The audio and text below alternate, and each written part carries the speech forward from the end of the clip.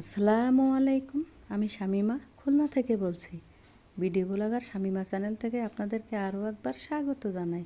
কাছে কিংবা দূরে, দেশ কিংবা দেশের বাহিরে, যে যেখান থেকে আমার ভিডিওটি দেখছেন, আশা করছি আল্লাহ পাকের অশেষ রহমতে আপনারা সকলেই ভালো আছেন। আমরাও আলহামদুলিল্লাহ ভালো আছি।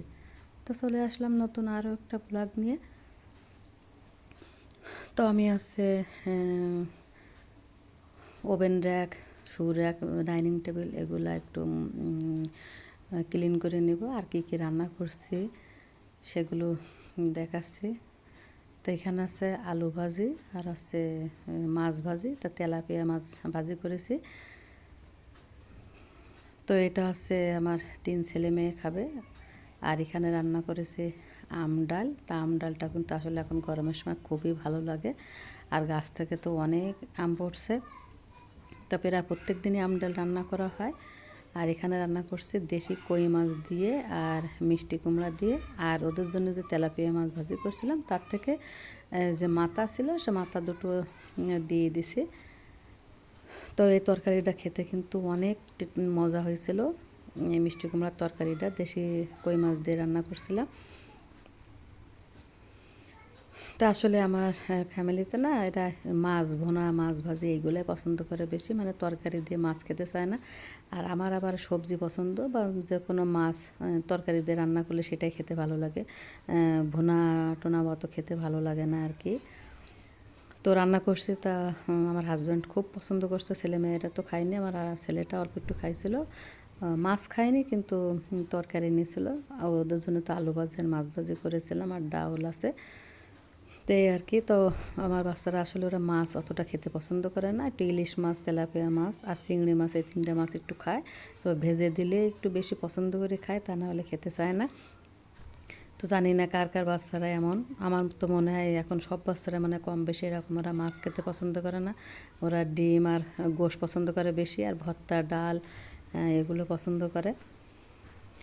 তো আমার আসলে খাওয়া দাওয়া নিয়ে অত কোনো সমস্যা নেই। আমি 2-1টা মাছ আর খাসির মাংস খাই না, তাছাড়া সব কিছুই কম বেশি খেয়ে থাকি।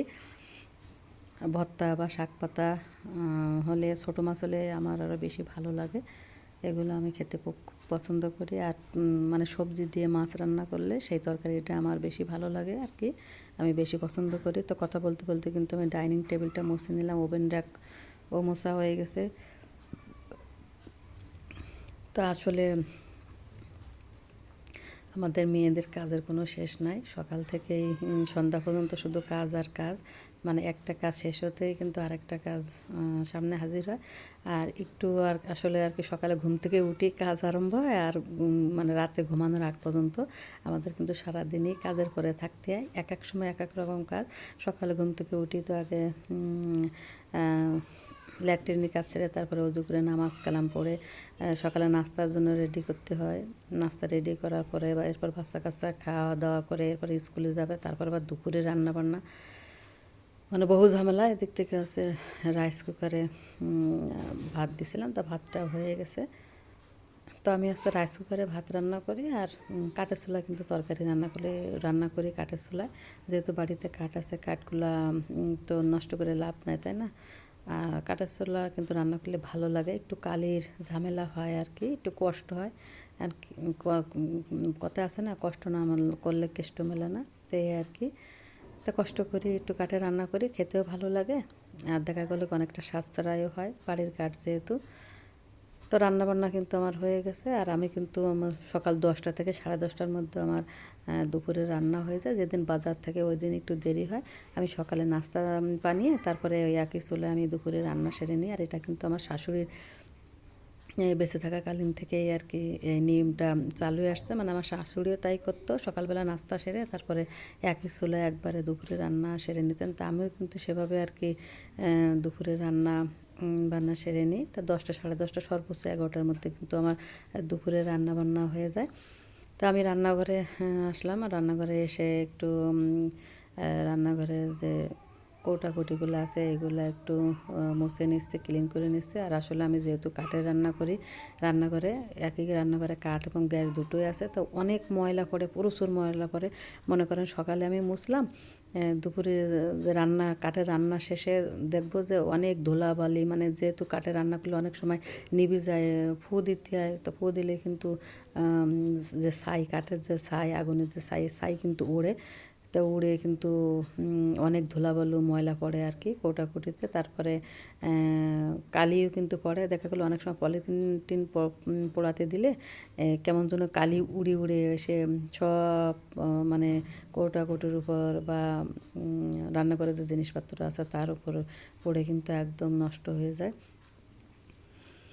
তো কাঠের চুলা আর গ্যাসের চুলা একই রান্নাঘরে হওয়াতে কিন্তু আমার খাটনিটা একটু বেশি হয়ে যায়। তো আমি চিন্তা ভাবনা করছি যে আমি কাঠের চুলা এখান থেকে আউট করে দিয়ে নিচে কিন্তু আমার যে রুমে কাঠ রাখা আছে, আমি কিন্তু একটা ভিডিওতে দেখাইছি, ওই রুমটা কিন্তু একই, এই যে রান্নাঘরটা কিন্তু বড়, বেশ বড়, একই মাপের।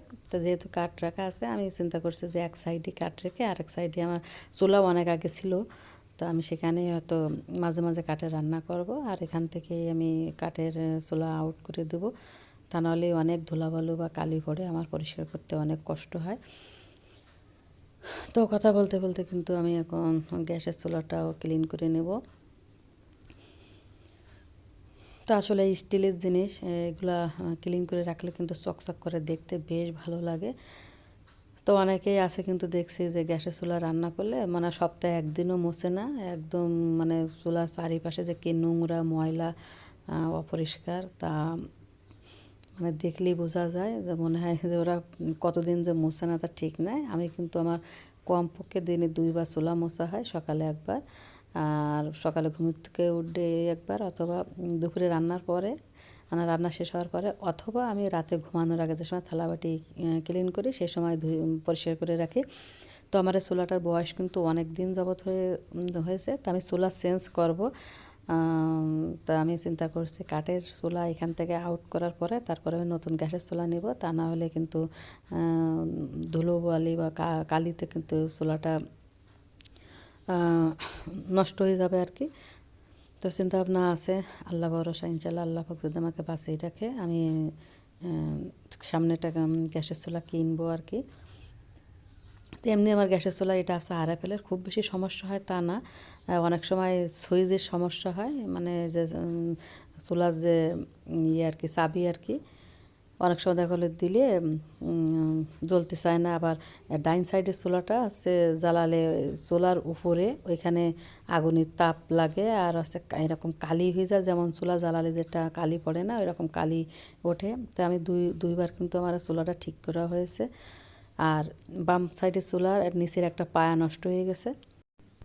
তো এর আগে আমি 2বার চুলা ঠিক করাইছি, মানে ফোন নাম্বার আছে, ফোন করলে বাসায় এসে ঠিক করে দিয়ে যায়।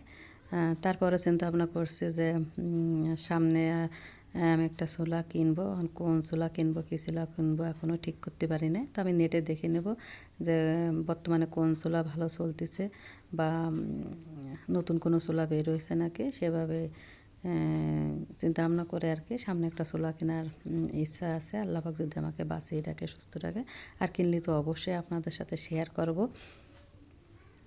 তো এদিক থেকে আমি একটু আমের টক ঝাল মিষ্টি আচার বানাবো। তো এটা কিন্তু আমার গাছের আম, গাছ থেকে কয়েকটা আম কেটে ছুলে এরকম চাক চাক করে কেটে নিয়েছে আর কি।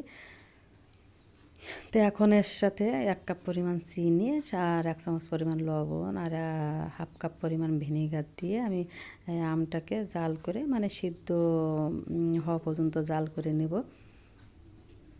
তো এখন যেহেতু আমের সময়, এখন কিন্তু অনেক রকম আচার তৈরি করা যাবে আর কি। আর আমের কিন্তু আম দিয়ে কিন্তু অনেক প্রকারের আচার তৈরি করা হয়। তো আমিও তৈরি করবো ইনশাল্লাহ। তো যেহেতু আমের ভিতরে এখনও মানে যে আটিটা ওইটা হয়নি, ওটা যে আচারগুলো তৈরি করবো ওইগুলো কিন্তু একটু আটি না হলে বা ভিতরের যে অংশটা ওইটা যদি একটু শক্ত না হয় তাহলে কিন্তু আচারটা বেশি দিন ভালো থাকে না। তো সেজন্য চিন্তা করলাম যে এখনও তো এবছর আচার বানানো হয়নি, তাই খুব সহজ একটা আমের আচার আজকে তৈরি করবো। একদম এই আচারটা তৈরি করা কিন্তু খুবই সহজ, আর কোনো তেল লাগবে না, তারপরে রোদ্দুরে শুকানো লাগবে না, জাস্ট খালি চিনি, লবণ আর ভিনিগার দিয়ে যখন সিদ্ধ হয়ে আসবে আমটা, তখন আগে থেকে আমি একটা মশলা তৈরি করে রেখেছিলাম, 3-4টা শুকনো ঝাল, তারপরে 1 চামচ পরিমাণ গোটা জিরা, 1 চামচ পরিমাণ গোটা ধনে, 1 চামচ পরিমাণ মৌরি, 1 চামচ পরিমাণ পাঁচফোড়ন, এগুলো হালকা তেলে তারপরে ব্লেন্ডারে ব্লেন্ড করে নিয়েছি। যখন এটা সিদ্ধ হয়ে আসবে তখন দিয়ে দেবো, আর সামান্য একটু ঝালের গুঁড়া আর হলুদ গুঁড়া দিয়ে দেবো, জাস্ট কালার করার জন্য আচারটাকে। আর খেতেও কিন্তু ভালো লাগবে, তাই একটু হলুদ আর একটু ঝালের গুঁড়া দিয়ে দিচ্ছি, কারণ দেখতে ভালো দেখা যাবে আর খেতেও কিন্তু ভালো লাগবে। দিয়ে হলুদ আর ঝালের গুঁড়াটা একটু জাল করে নিয়ে বা পুরোপুরিভাবে মিশিয়ে নিয়ে তারপরে যে গুঁড়া মশলাটা করে রেখেছিলাম সে গুঁড়া মশলা দিয়ে দেবো, দিয়ে নামিয়ে নেব। তো খুবই সহজ, খুবই সিম্পল, আর খেতে কিন্তু খুবই ভালো লাগে আর কি। আর মিষ্টিটা কিন্তু আমরা যে যতটুকু খেতে পছন্দ করি কমিয়ে কিংবা বাড়িয়ে দিতে পারি। তারপরে দেখা গেলো কি অনেকে আমি কিন্তু মিষ্টি আছে, সেক্ষেত্রে চিনি কম লাগবে। তো আমার আচারটা তৈরি করা হয়েছে। তো আশা করি আমার আজকের ভিডিওটি আপনাদের ভালো লাগবে, আর ভালো লাগলে একটা লাইক দিবেন, কমেন্টস করবেন, শেয়ার করবেন ফ্রেন্ডস অ্যান্ড ফ্যামিলির সাথে। আর এরকম নিত্য নতুন ভিডিও পেতে আমার চ্যানেলটিকে অবশ্যই সাবস্ক্রাইব করে নেবেন। আর যারা অলরেডি সাবস্ক্রাইব করে নিয়েছেন তাদেরকে অসংখ্য ধন্যবাদ। সকলে ভালো থাকবেন, সুস্থ থাকবেন, নিরাপদে থাকবেন। আজকের মতো ভিডিওটি এখানে শেষ করছি। আল্লাহ হাফেজ।